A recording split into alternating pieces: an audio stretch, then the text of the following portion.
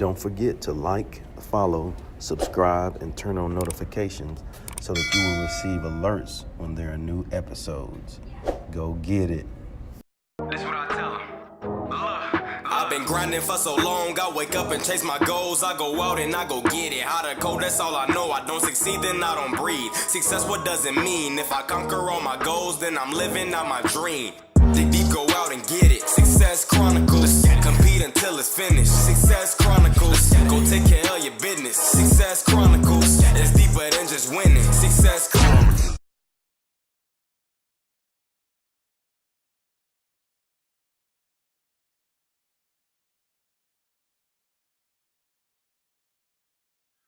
Hey, what's up, everybody? This is Chip Baker coming to you with the topic session today. And today we are joined by Hilderbrand Pelzer III.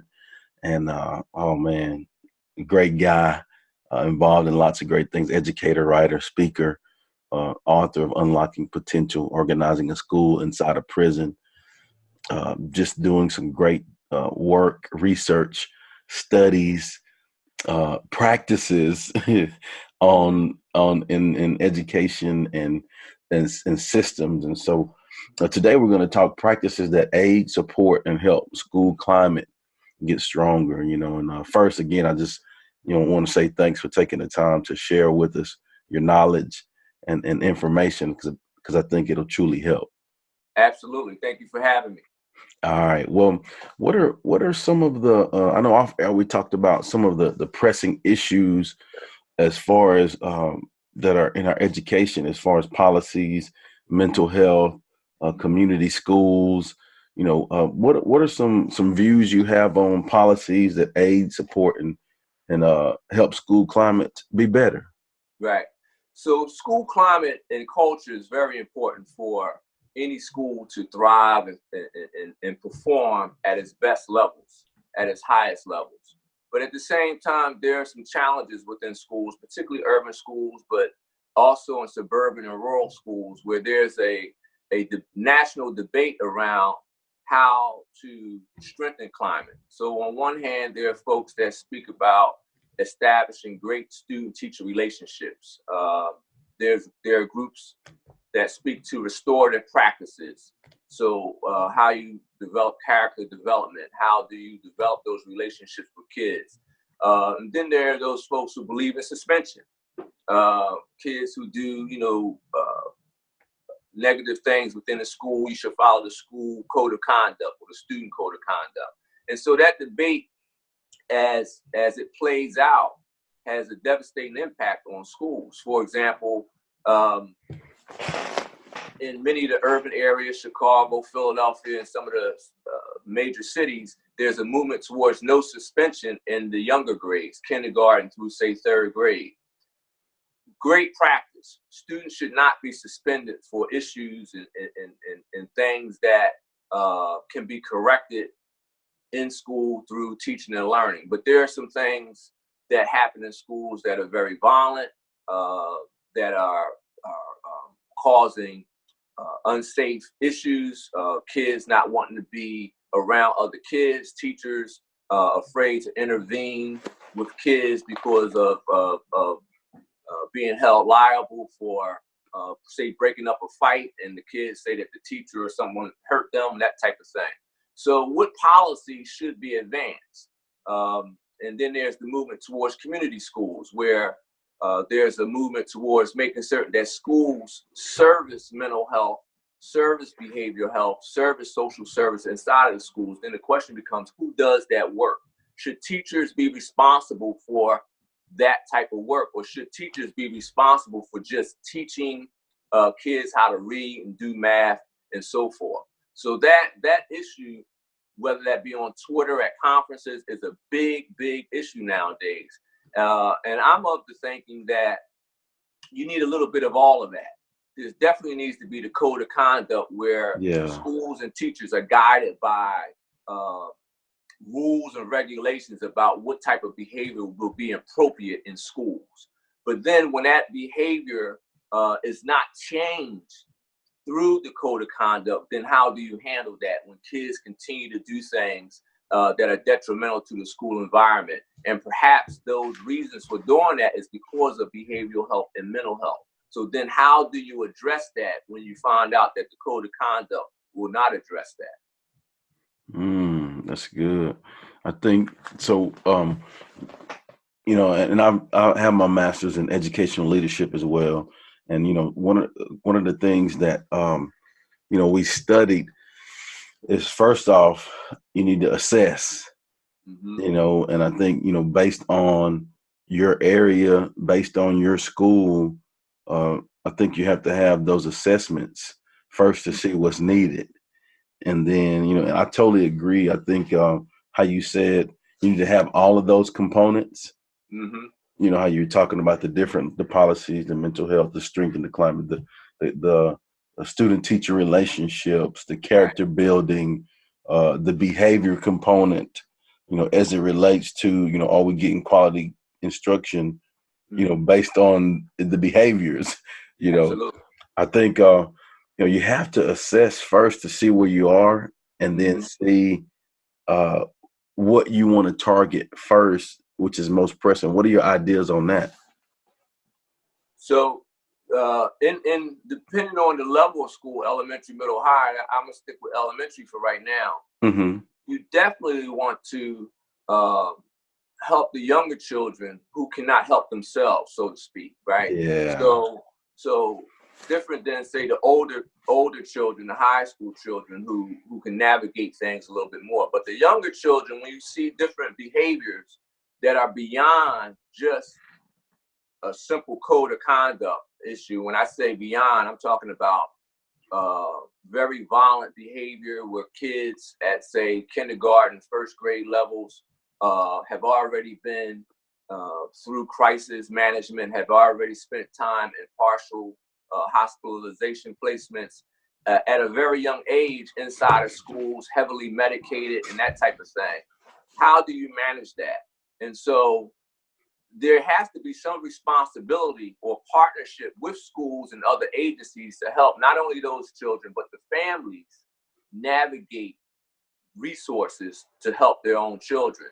And sometimes some of the obstacles is lack of health care. Some of the obstacles is that families are intimidated about how to navigate and fill out papers and work with other agencies and institutions to get help for their children. So how does the school then play its part in doing that? And so there is an aspect, at least at the younger age, to either have inside of schools or have close partnerships with schools where you can refer families to get these supports. But definitely they have to get these supports, because when these behaviors manifest in the classroom, it is very disruptive, it's very violent, it's very scary. It traumatizes the other kids who are seeing this.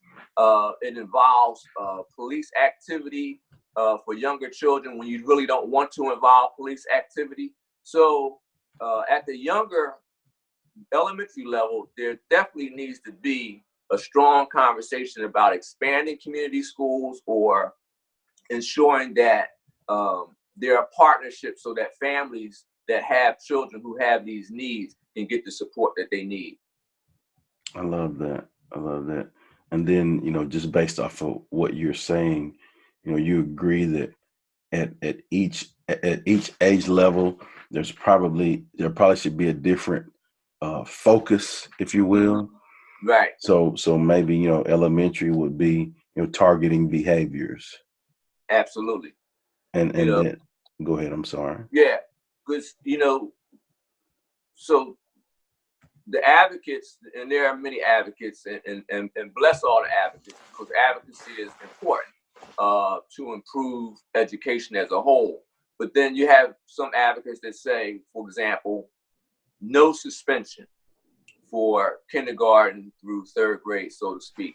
But yet, when severe behaviors are demonstrated or are happening inside of schools, there are no resources to respond to that, where a suspension could at least remove the child temporarily while you get them the help they need, but also it gives the other children, the other, say, 30 children and teachers in the classroom or multiple classrooms, the opportunity to breathe a little bit so that they can then move on with their educational experience.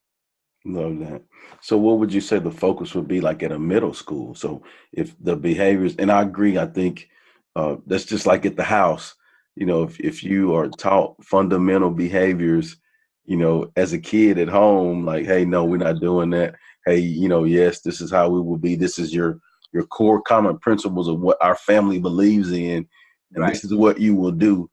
And I agree that when you are taught those things at a young age, you carry those things with you throughout your life.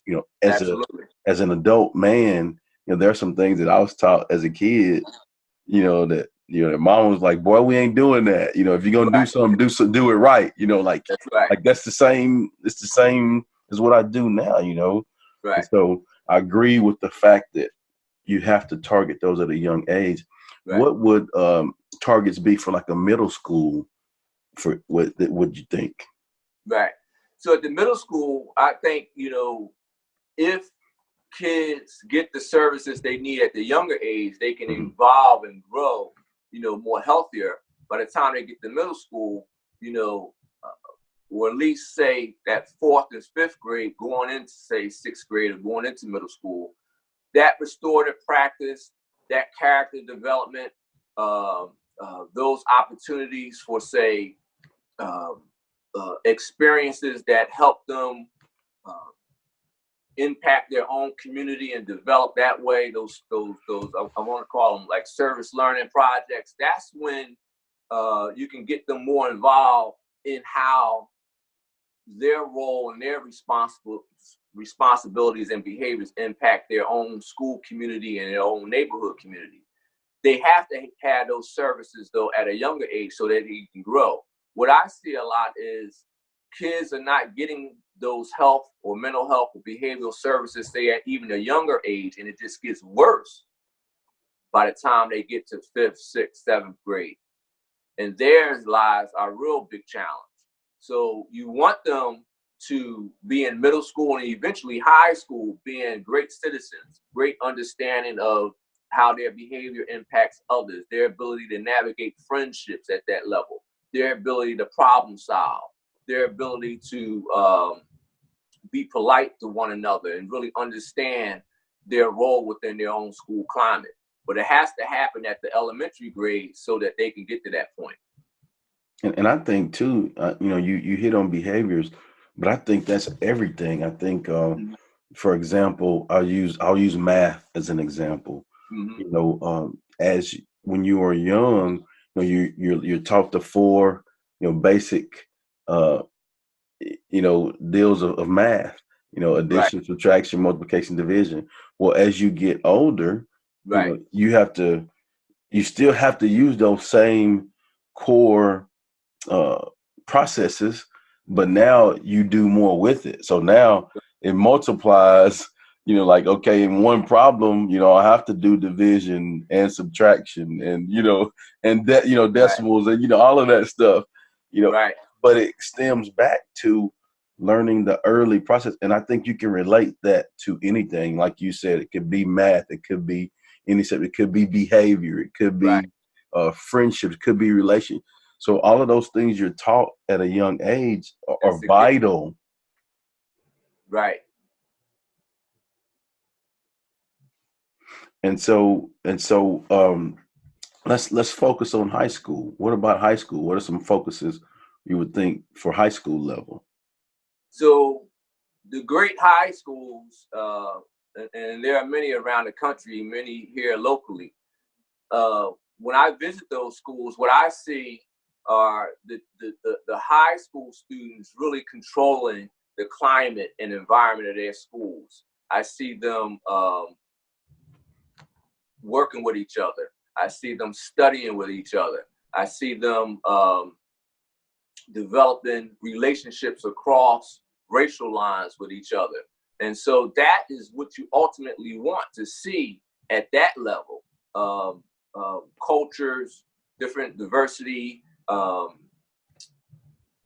different students coming together, looking towards their future, looking towards ending their high school careers on a high note. So by that point, that's what school really should be about, looking at how they will really go out into the world. But to get to that point, again, that's that evolution, whether, like you said, the prerequisite skills that you have to have, whether it be math or like that example you gave, but you got to have those prerequisite skills and resources to get to that point. Without it, you'll get to high school still not knowing how to make friends, still having issues around bullying, still not knowing how to study, still not knowing how to organize your time and your space. And so that's the problem. And so high school is the opportunity. Kids should just be carrying that climate on their own, where the leaders of the school, the teachers of the school, can really facilitate learning. Love that. I love that. Well, thanks so much for sharing, your ideas and thoughts on the school framework, if you will. Before we get off, if you don't mind sharing where they can go, purchase your book, show Absolutely. You some love and support, and to follow you, because I think what you're doing is amazing. So the book is Unlocking Potential, Organizing the School Inside a Prison. The book is an educational book. It's not about prisons, but it's about reaching some of our hardest to reach scholars, those who are incarcerated students. It has the spirit behind it about compassion for children who have done some awful things. However, they still require to be taught, to learn, and to evolve, even if their space is inside of a correctional facility. And so the book also has some strategies and ideas that can be utilized in some of our tough, most challenging schools around how to build relationships, how to keep academics first and foremost, how to ensure, as we said, services are wrapped around kids who need it so that they can continue to grow. The book can be purchased at Amazon.com, OutskirtsPress.com, BarnesandNoble.com, or you can go to my website at hp3-unlockingpotential.com. And it's a great book. The book has allowed me to speak at local, state, and international conferences. I've been as far as London to speak about the book and speak about the topic of education inside of correctional facilities. I can also be reached on Instagram, Hilderbrand Pelzer III, Twitter, HP3 Potential, and also Facebook and LinkedIn. Well, there it is. You guys go check him out, show him some love with all you're doing, because, like I said, as you can see, it's great stuff, great research, great experience going into the education field. And, it's all information that we can, check out ourselves and learn and use to help make our environment and, educational situation be better. And so I'm so thankful for what you do, and thankful for the fact that you, have chosen to take time to share that with us. So I truly appreciate that. I appreciate you, and I appreciate you, and I appreciate us having the opportunity to connect. And yes, I really appreciate you making me a part of this venue and this opportunity this platform that you have. So thank you, and hopefully this won't be the last time. No, it won't be. For sure, it won't be. All right. Well, thank you guys for checking out this topic session. We'll see you next time. God bless. Go get it.